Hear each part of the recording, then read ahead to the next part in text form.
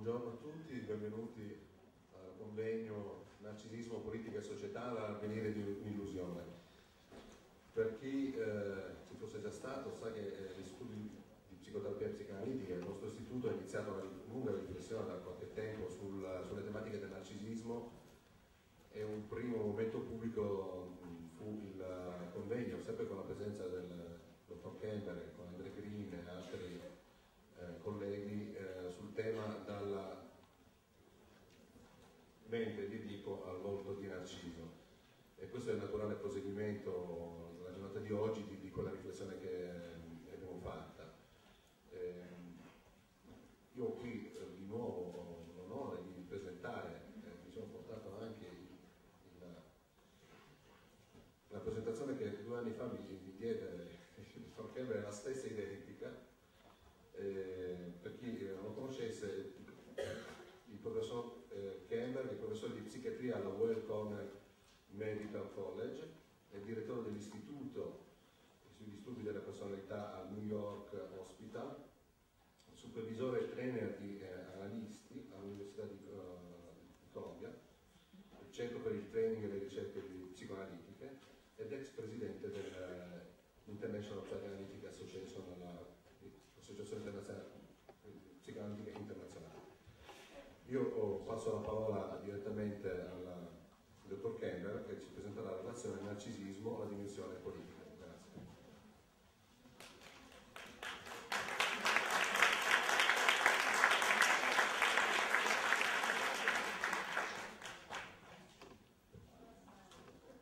Good morning, everybody.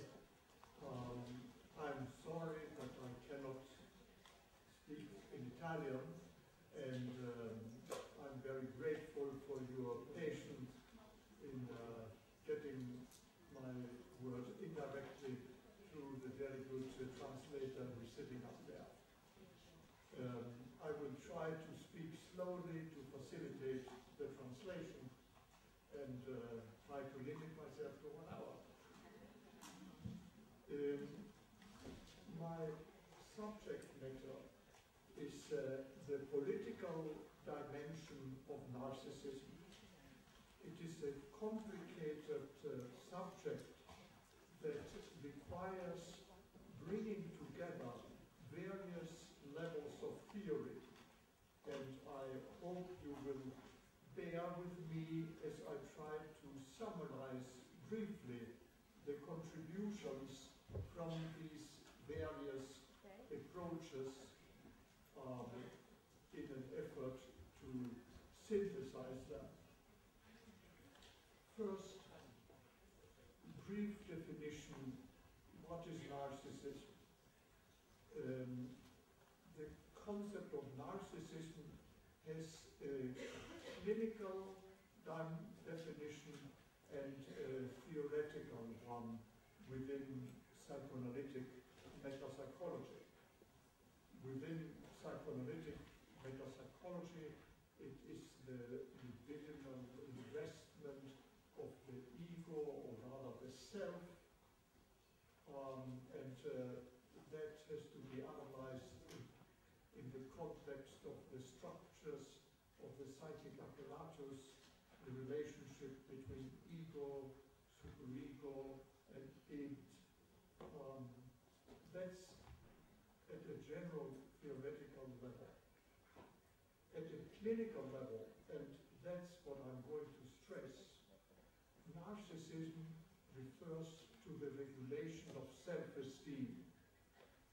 Under normal conditions, we all have a certain sense of well-being with our existence.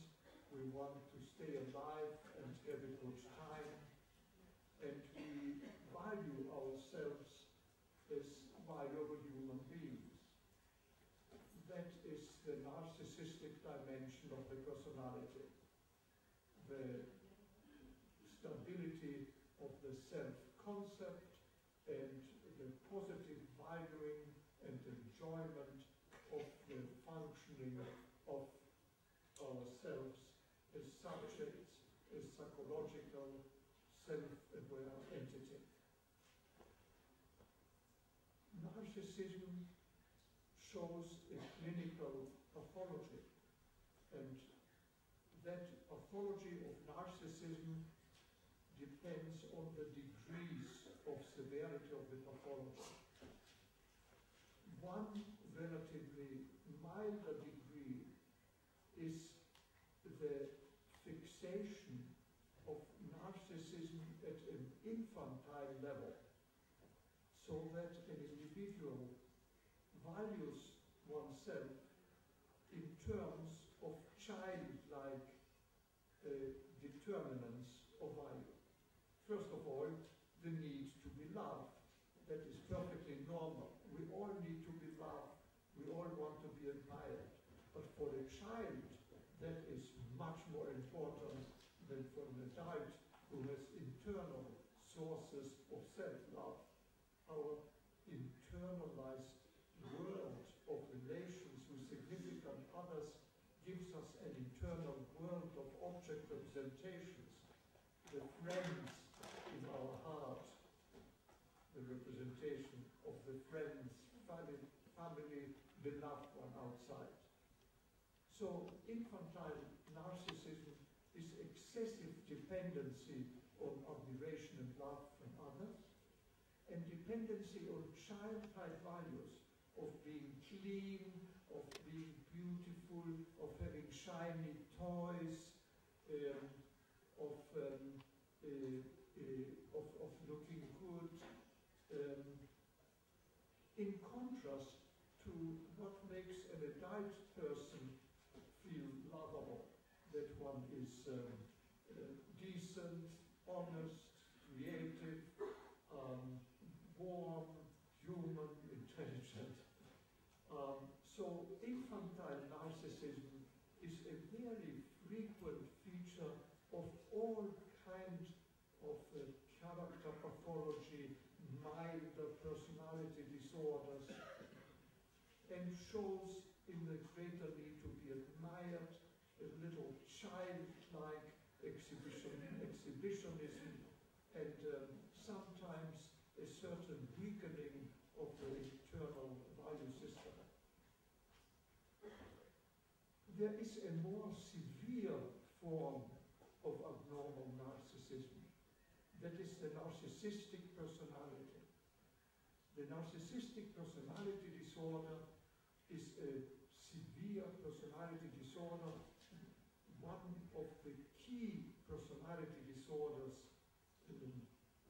of general psychopathology, and it is characterized by an underlying lack of integration of a normal self and lack of integration of the representation of significant others that is typical for all borderline personality organization, that is to say, for all severe personality disorders. So there is a lack of integration, usually a splitting between an ideal segment and a bad segment. An ideal segment of perfect relationships and a bad segment of aggressive relationship, of persecutory relationship, that makes the individual have a lack of integrated sense of self, lack of integrated sense of others, chaos in interpersonal relations, and severe difficulties in love, in work, in social life, in creativity.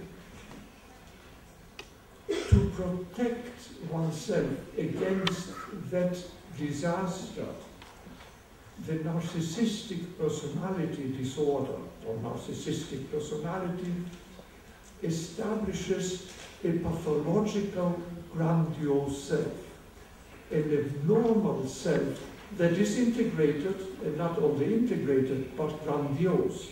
It is actually composed of all the ideal aspects of oneself and of others as one has been able to get to know them, and is integrated, fused, amalgamated into a pathological, grandiose self that replaces the normal self, but permits these individuals to function much better than all the other severe personality disorders with borderline personality organization.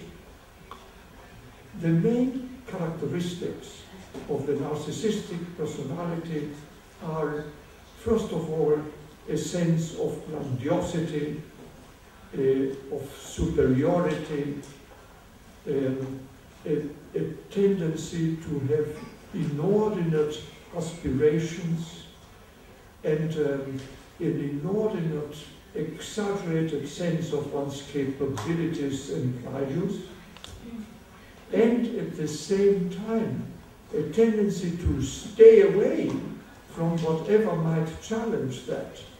So adolescents with the narcissistic personality disorders are the best students in some subjects, and in others they fail because they are difficult, so they don't work on them. So there's a serious irregularity in their school functioning. That grandiosity shows in an attitude of superiority, security, that makes these individuals very often appear as very relaxed, very sociable, very easygoing, but also inconsiderate and ruthless at times. They have a sense that they have a right for being special, privileged. They have the right to have everything for themselves. It is unfair that they should miss anything, so that there is a greediness and a need to accumulate things which clearly calls the attention of other people. That's about the self-concept and self-esteem. Second, they depend on the admiration of others because they don't have the normal world of internalized representation of significant others stable in their mind. Their pathological, grandiose self floats alone, and they need the admiration from others. And the self-esteem collapses when the admiration from others misses. In an interesting way, the way they look at others is on the one hand with contempt, they have an attitude of superiority, and a tendency to exploit others. Sometimes they admire others from whom they want something. Once they get it, they depreciate them. They may see some people as potential enemies, so they get rather distrustful of some people. And they have an enormous difficulty in empathizing with others. Their feelings of empathy and emotional understanding is very limited. And they suffer from inordinate envy.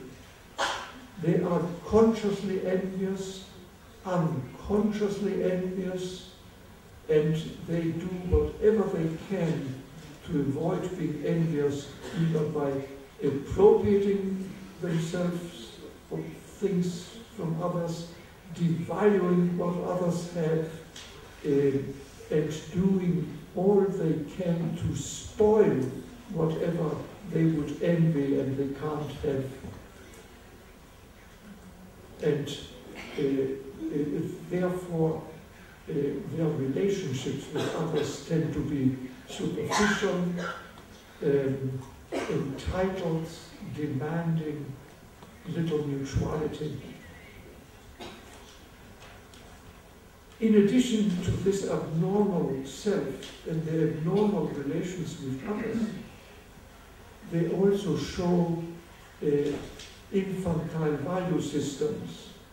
They want to be admired by wealth, power, personal beauty and attractiveness, social success, but not by the value of their personality, their dedication, commitment to others, to social aims.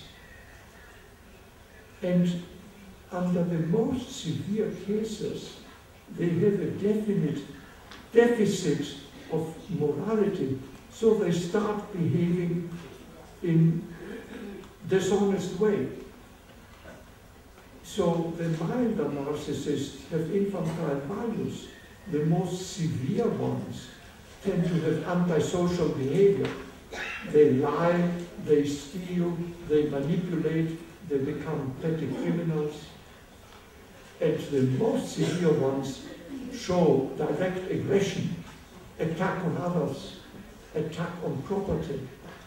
And finally, we get to what is called the syndrome of malignant narcissism, which are individuals with a narcissistic personality, severe aggression against others, and sometimes against self, with rage-determined suicidal tendencies, antisocial behavior, and paranoid tendency. They attribute to others as much aggression as they have, so they are distrustful, hypersensitive.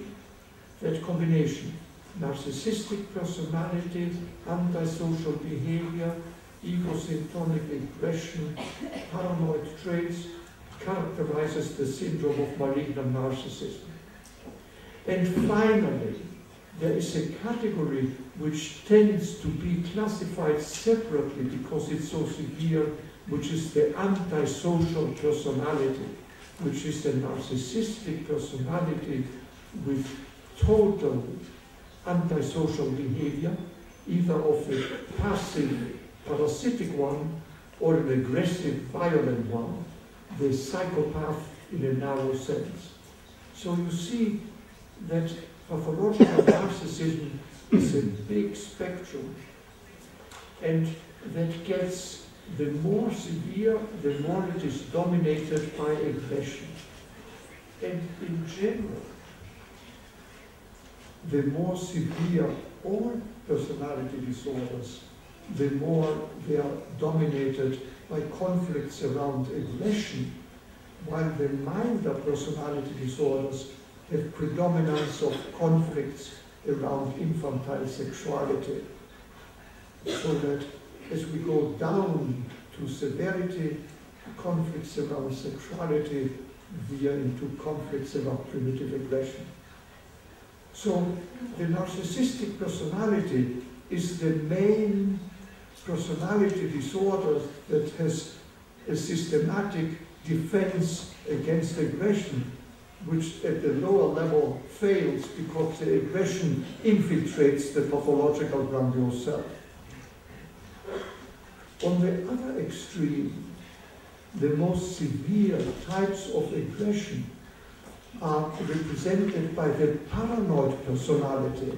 The paranoid personality is the counterpart of the narcissistic one, because there the defense against aggression is in the form of projection and a primitive mechanism called projective identification, in which one attributes to others what one cannot tolerate in oneself, but one senses one has, so that one still feels it and attributes it and behaves in ways that induce it in the other person and try to control the other person, a complex mechanism by which paranoid personalities are suspicious, hypersensitive, distrustful, aggressive, while blaming everybody else. So the paranoid personality and the narcissistic personality are at opposite sides, except in the most extreme cases, as I have described, they come together in the syndrome of malignant narcissism, which is really a condensation. The milder narcissistic personalities don't look paranoid at all. The paranoid personalities always look paranoid, but only the most severe types of narcissistic and paranoids come together. I don't have time to explain the reasons for all these different characteristics. But in essence, they have to do with the fact that the pathological grandiose self replaces internalized representations of others, so one's internal world of object relation gets impoverished. By the same token, it deplenishes the ego ideal in psychoanalytic theory, the positive aspect of internalized morality, and leaves one only for the demands how one should be get lost, and one is left with what one should not do, the primitive, prohibitive aspects of the superego, which they can't tolerate and project outside. Therefore, their morality suffers, their relations with others suffer. There are some cases in which, in the narcissistic personality, sexual behavior with others replaces object relations. They look filling themselves up with sexual activity as a source of pleasure, or drugs, or alcohol, or dangerous, exciting activities. In other words, sources of pleasurable excitement in replacement of their difficulty in the pleasure of ordinary human relations. End of chapter 1. Chapter 2. Leadership. Narcissism in leadership. What are the basic characteristics of normal leadership? One has to differentiate leadership of social organization with limits and boundaries, like all business organization, educational organization, military, the church, all organizations that have fixed boundaries, and political leadership, which is leadership in an open community of people, of masses of people, with an infinite number of boundaries. Organizational leadership requires knowledge of the psychology of organization. It requires knowledge of the main task of the organization, the constraints of those tasks, boundary control, distribution of work, organization of communication between aspects of the system, the bureaucratic structure that permits task performance. All these are specific skills of leadership, of organizations. And I will not go further into it. Leadership at the political process is much more difficult to define because political theory operates at a much more general level and has less empirical scientific evidence and lawfulness. But we know that political leadership acquires, first of all, the capacity of clear formulation of goals of the political process. The leader has to know what he wants. It has to be sufficiently clear and convincing in his communicative skills in order to influence others and move groups and masses of people in the direction of his social objectives,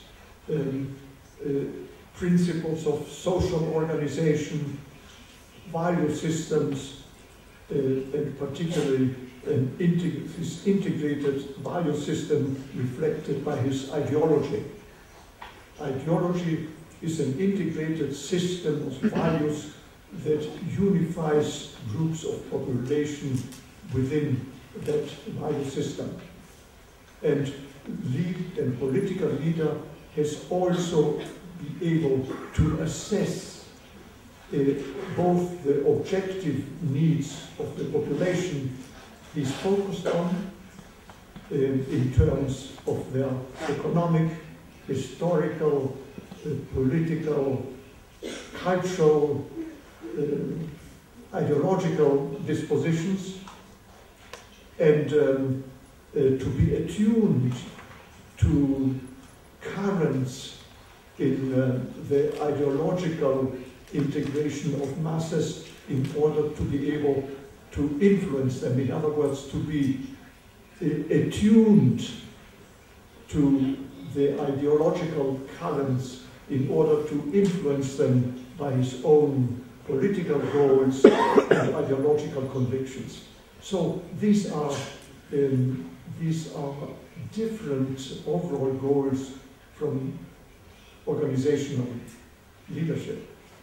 But leadership at both organizational and political side require similar personality characteristics that I want to enumerate. First, high intelligence in order to formulate goals and in order to be able to formulate long-range goals. There is empirical evidence that the capacity for formulating long-range political goals is, long-range goals in general, is an essential quality of high level of intelligence. And of course, with it goes the capacity to communicate cogently, intelligently, one's own conception, one's own vision of the future. What we call vision is the capacity to assess reasonably long-term goals and the steps for them. Second, leader needs to have an integrated sense of morality. That may surprise you, but it becomes fundamental because all leadership positions contain power which may be used functionally at the service of the task, what represents authority, or arbitrarily to foster one's own goals, and the temptation to become corrupt, to favor one's friends and neglect those who are not close to one, become the stronger, the higher the level of, the longer the level of leadership hierarchy. The danger of dishonesty in the leader is the creation of a corrupt leadership structure that in turn is going to corrupt social functioning at the level of social organization and at the level of the relationship between government, control structures, and population at large.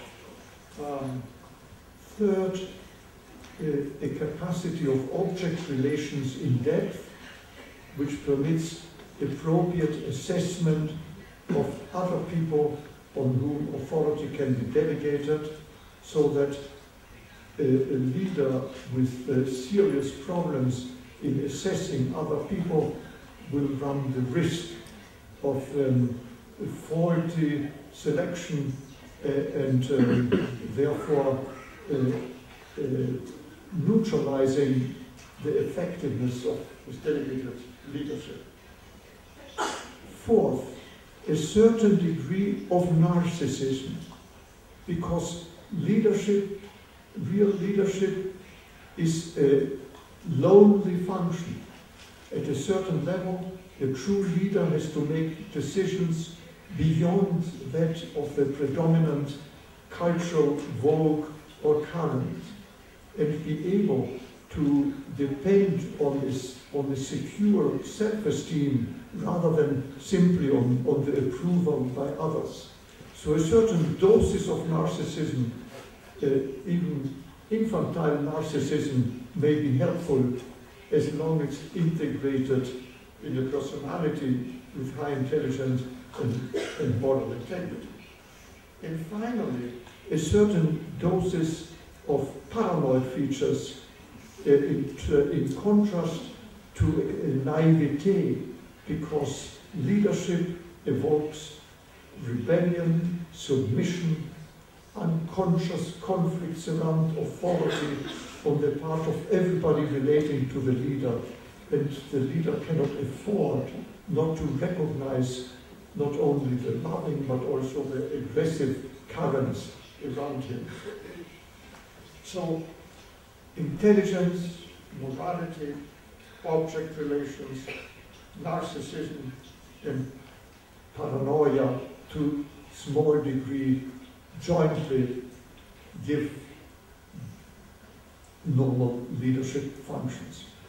The question has been raised to what extent there is a division between two types of leaders: charismatic leaders and consensus leaders. Charismatic leaders who lead by the strength of their conviction and personality. Consensus leaders who lead by their capacity to engage others jointly, maximize a shared sense of responsibility. In a nutshell, both narcissism leaders who lead by the generation of force, power, enthusiasm, and motivation that elicits their personality and that usually are strong in narcissistic features, and leaders very low on narcissism, apparently, who are consensus leader,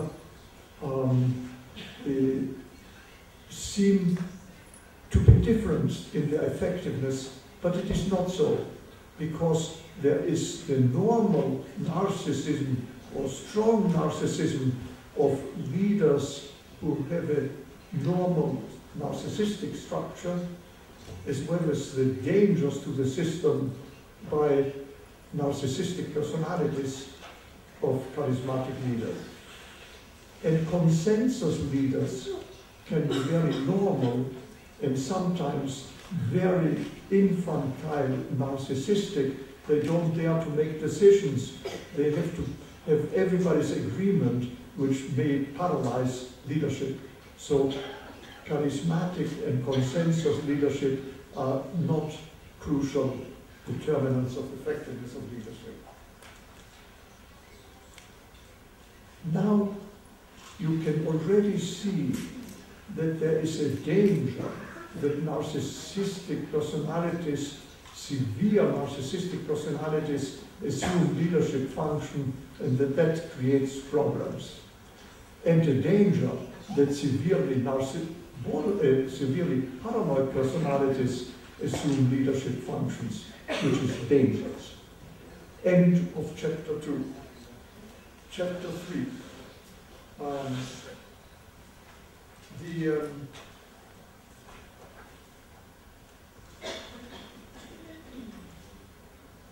Group processes, both in organizations and in political life, the universal characteristic of psychological functioning under conditions of group conditions.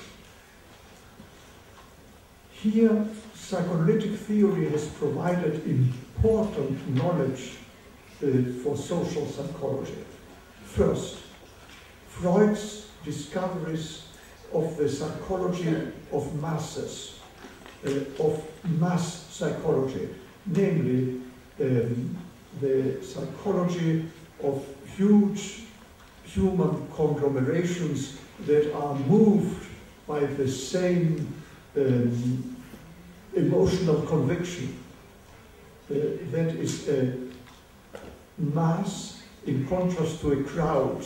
A crowd is just many people being together, but nothing unifies them except they are sitting together. On a public square, you have a crowd. In a political gathering, you have a human mass. Freud described the psychology of masses as characterized by a tendency to idealize and fear the leader, attribute, project onto the leader their own individual moral conscience, so that by admiring the leader at the same time they let the leader determine what is moral, what is not, which gives the mass an enormous freedom from normal moral constraints, a tendency of mutual identification of all members of the mass in their identification with the leader, and that mutual identification gives the mass an enormous power, and the unleashing, therefore, of primitive forces, particularly aggression, that ordinarily would be under control of each individual if he were not part of such a mass. So, projection of the superego, the internal moral structure onto the leader, freedom from moral constraints, sense of power, mutual identification, and a dynamic direction, a wish to go with a certain impulse expression under the direction of the leader, and of course that can become extremely dangerous when primitive aggression is triggered in a huge mass. This description by Freud, which was made in the early 1920s, before the massive confirmation of his observations by the later development in the 20th century, was complemented by Bion's study of the psychology of small groups. Small groups of 7 to 12 individuals sitting together in a room, not doing anything except freely sharing with each other their thoughts at that moment, show clearly two aspects of small group functioning. One, if they have a specific task, if they are task-oriented, they seem perfectly normal carrying out their task. If they have no task except to observe themselves, they immediately show regressive, primitive features, and three types of situations involved. One with a tendency of excessive passivity, dependency, search for a leader who becomes like an all-powerful, all-knowing, benign parent who has to feed them, and mutual envy, who is getting more from the leader who is going to feed them, the so-called dependent group, or else they develop intense aggressive tendencies, tendencies to get together in an aggressive way to fight the outer world, or subdivide into two groups to fight each other and look for a leader who is willing to lead them in the fight against the enemy, the fight-flight group. And third, a group that selects a couple homosexual or heterosexual, and seems to exist only with the fantasy of an ideal, exciting sexual type of intimacy to develop the pairing group. Later on, it was discovered that the pairing group really is a replication of infantile sexual dynamics, the idealization of the parental couple, and the search for an idealized sexual relation, used as a defense against primitive aggression shown either in the dependent group that denies all aggression in a dependent relationship to the leader, or a direct acting of aggression in the fight-flight group. What's interesting is that the leadership selected by the dependent group is a narcissistic personality whose security and grandiosity feeds everybody in the dependent group, and the leader of the fight-flight group becomes a paranoid personality, leading them in the fight against the enemy. So you see how at the small group level, that dichotomy of narcissism and paranoia is replayed.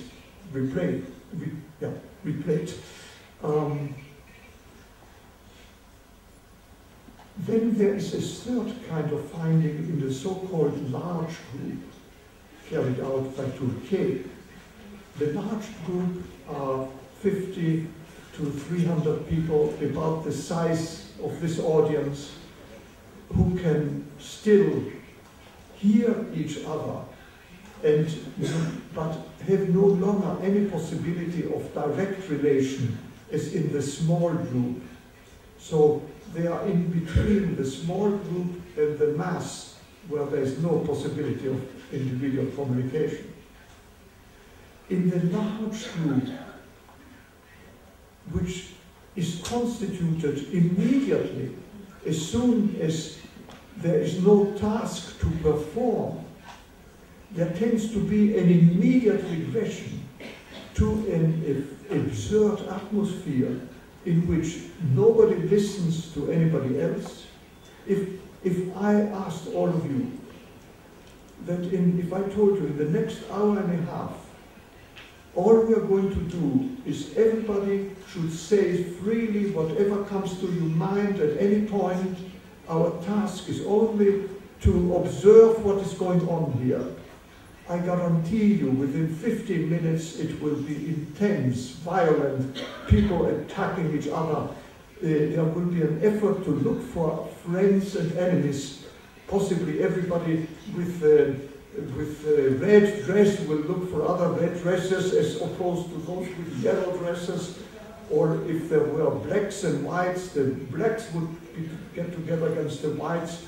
If there were Frenchmen and Turks, in other words, we would look for men would get against women, administrators against psychologists, makes no difference.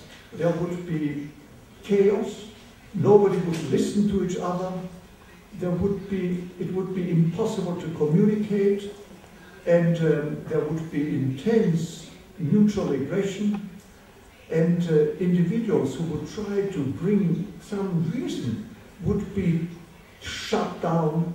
So the more independent and intelligent you remain, the more you'll attract the resentment, envy and hatred of everybody else.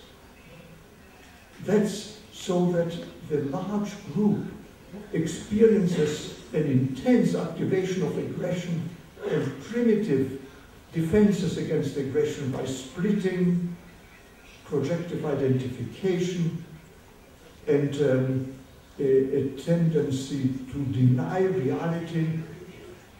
And there are only two ways in which the group can get out of it. One, if some nice, benign, mediocre, empty individual starts giving a cliché, simplistic, tranquilizing to everybody, a kind of primitive, infantile, narcissistic reassurance. Let's be all be brother, we all love each other, the world is nice, it is Saturday, it is sunny, well, let's be all happy together. At that simplistic level will be accepted, the group will relax and become happy with each other. Or else, the group may select somebody with an intense paranoid attitude to say our problem is the government or our problem is the leadership of this conference. Let's all get together and united fight them. Then the group would become united. So that, in short, the large group again tends to get protected against that primitivity of aggression by a narcissistic regression and looking for a narcissistic leader, or a paranoid regression and looking for a paranoid leader. My own contributions to large group psychology have been in the direction that the mass spectacles, mass joint spectacles, a football stadium, a concert, a lecture, an artistic performance, a joint celebration. I know you have just celebrated the anniversary of Italy. Then everybody gets together, everybody celebrates together.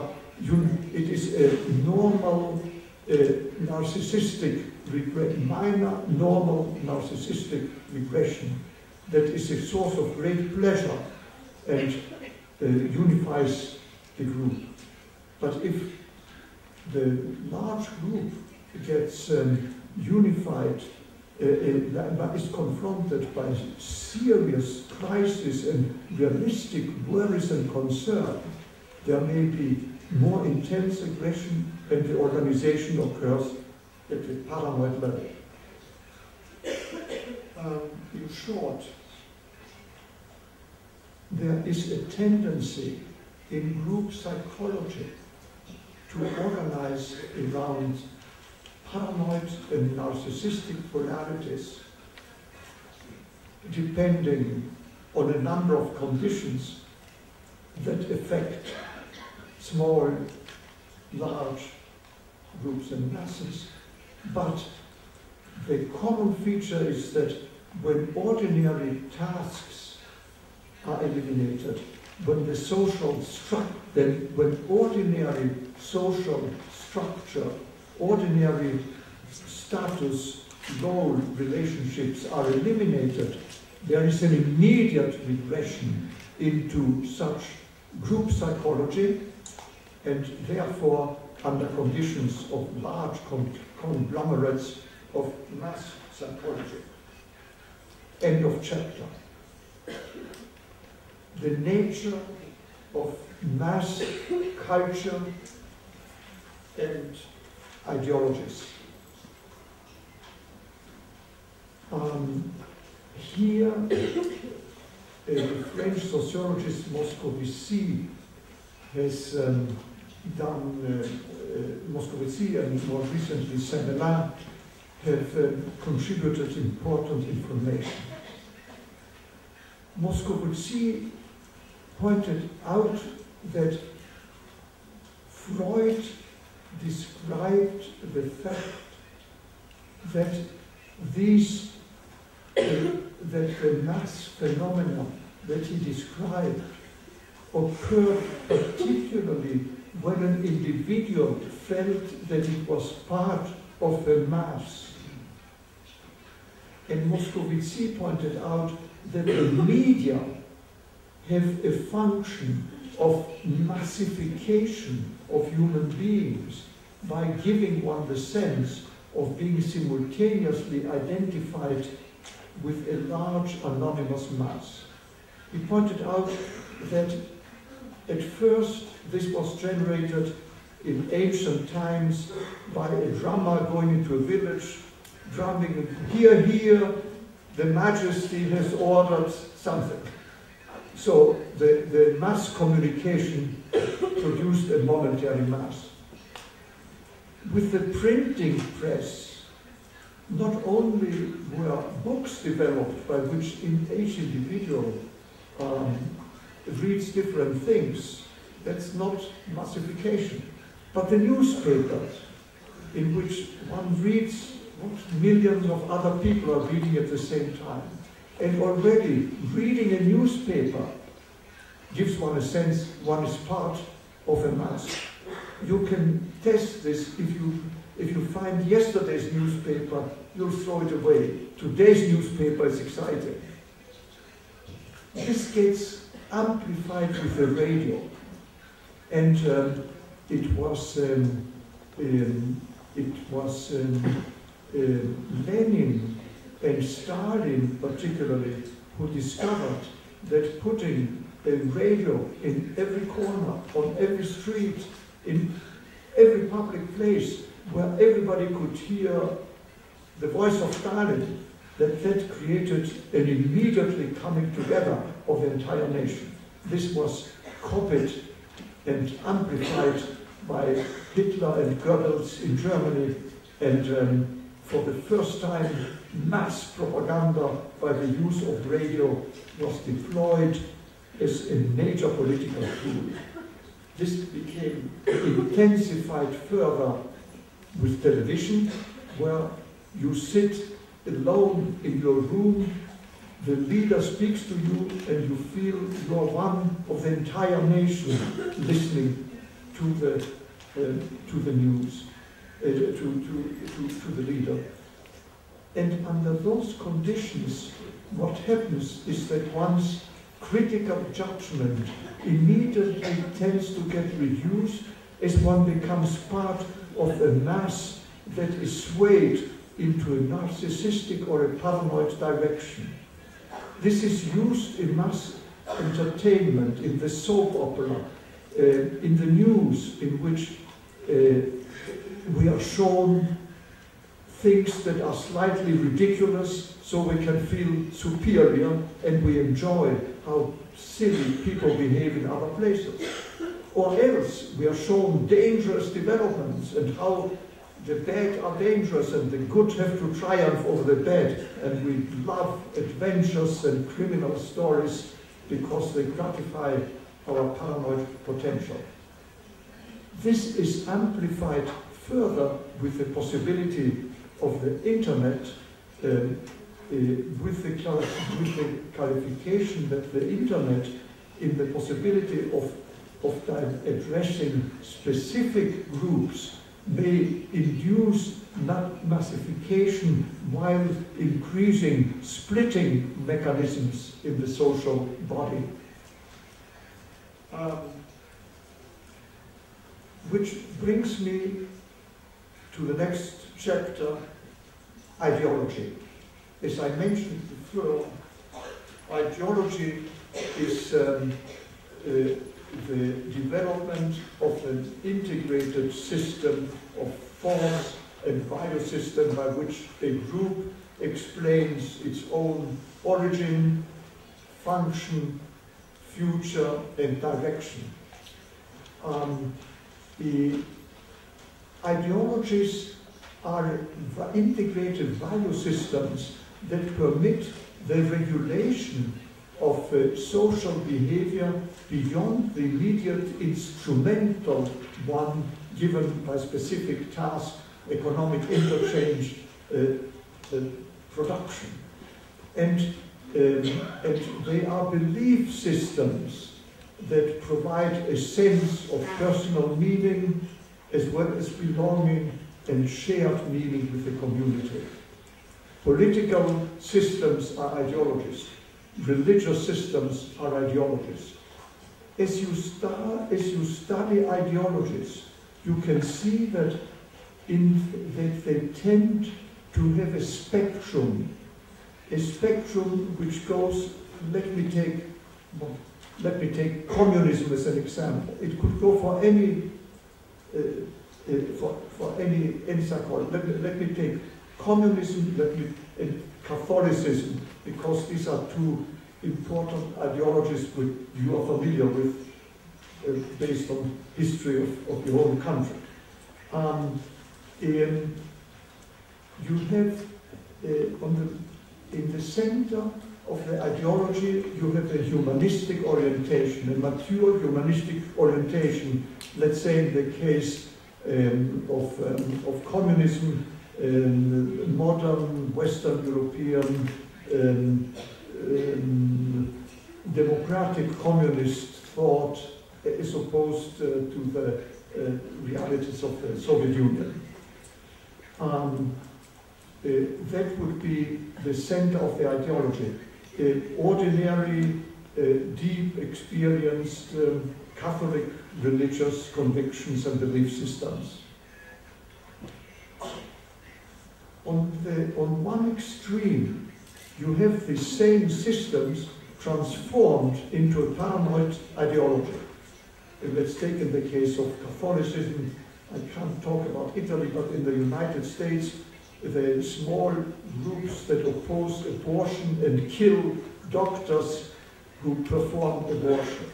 These are small sects of religious convictions that clearly, where religion has been transformed into a paranoid ideology of fight against out-group and to the extent of being criminal activities.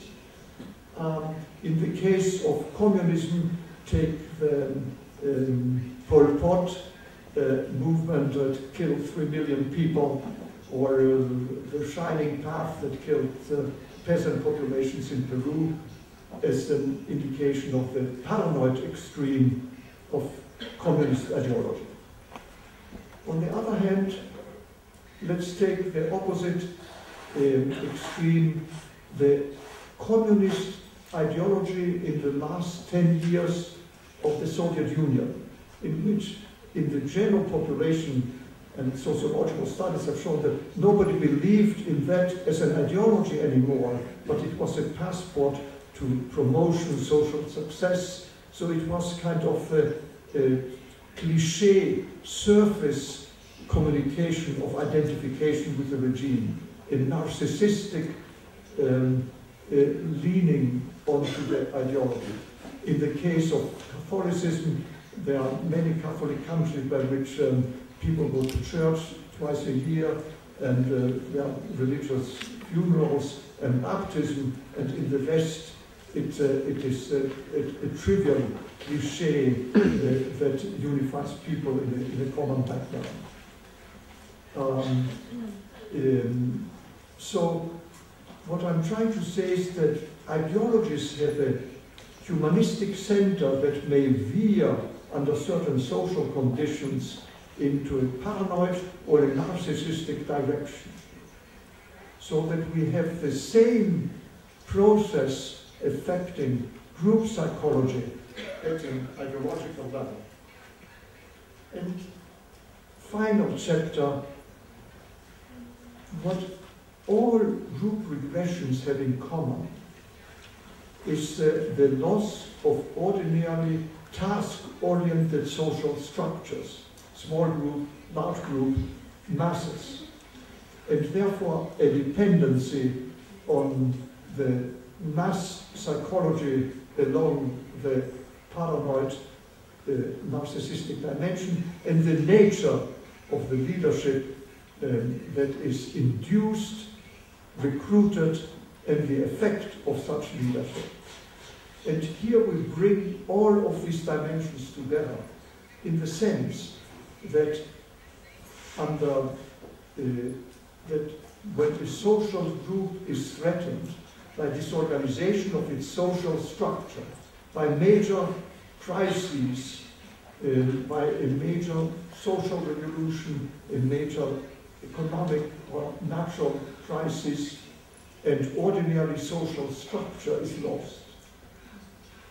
At the same time, there is in such a population a background of a strong ideology that has a strong tendency to veer into a paranoid direction.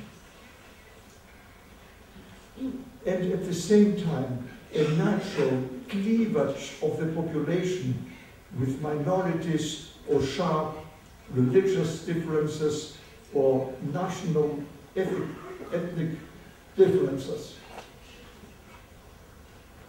And at the same time historical traumata, so that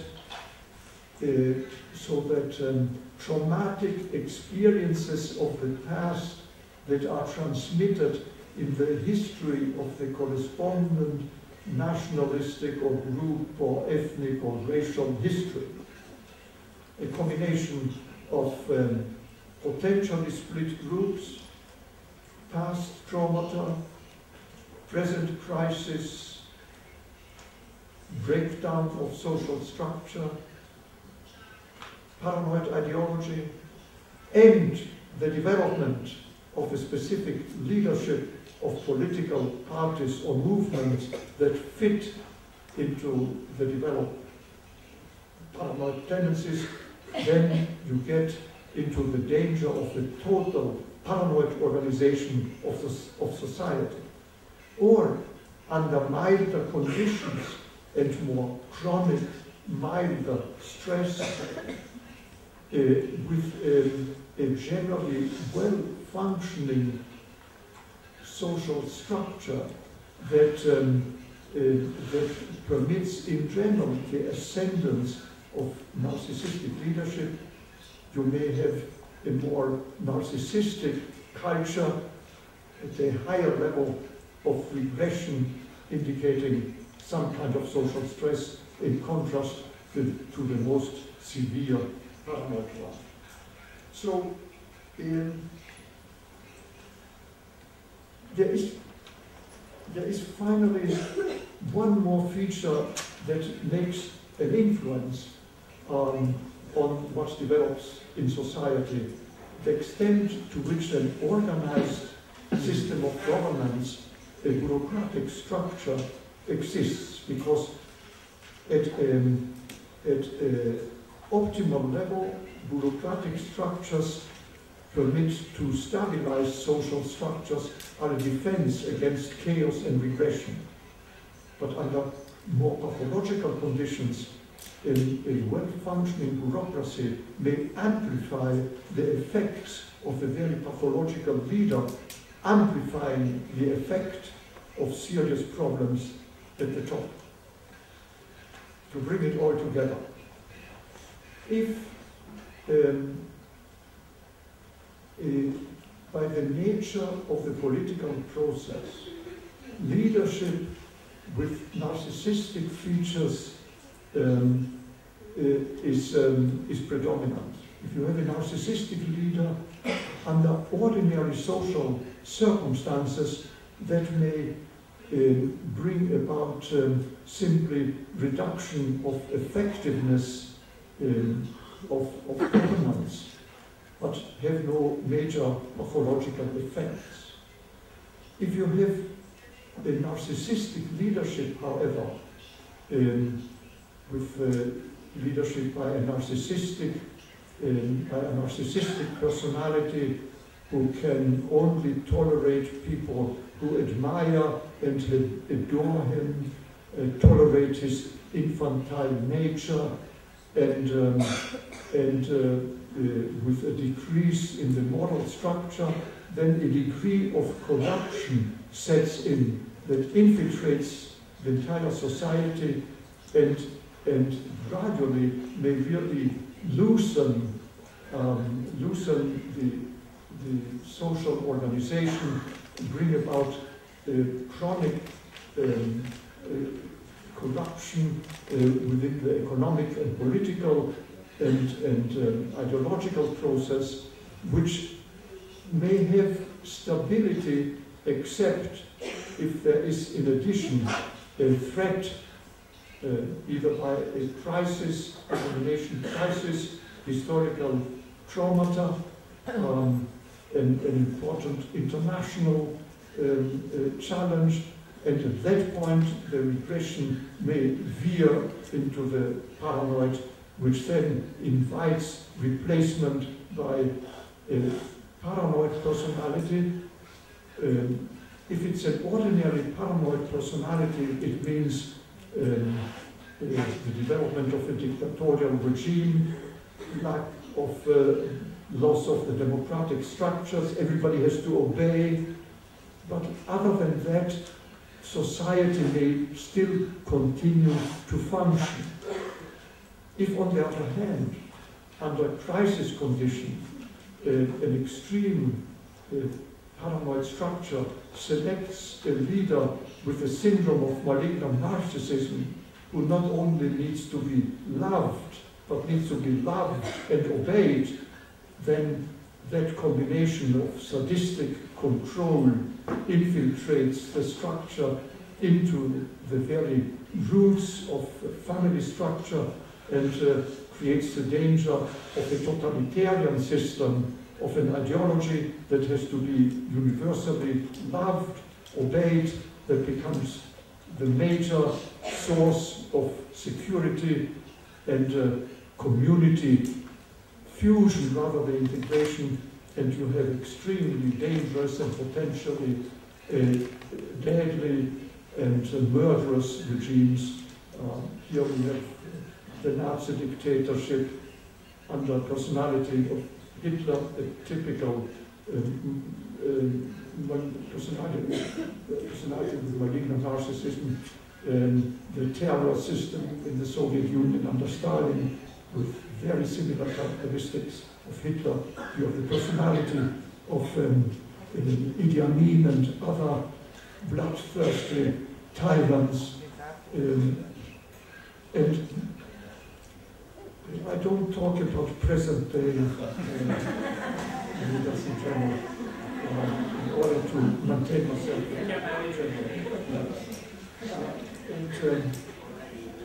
And then there's a possibility of a regression in the social structure and in the ideology toward fundamentalist ideologies, the development of terrorism and genocide. There are clear social structures that lead to genocide. I don't have time to go into detail, but usually the combination of potential divisions of the country with minorities or different ethnic groups, severe historical traumata, present-day economic, natural, or international crises, the development of political parties with of the paranoid spectrum of any particular ideology, and finally the selection of a leader with malignant narcissism creates the danger of terror regimes and genocide. And Semelin analyzed the similarity of the historical development at very different cultural backgrounds of the genocide in Rwanda, the genocide in Yugoslavia, and the genocide in Nazi Germany, demonstrating how the same kind of interaction between historical forces, social structure, group psychology and ideology structure, and types of leadership brought together the final product. I kept myself within the time. Thank you for your attention.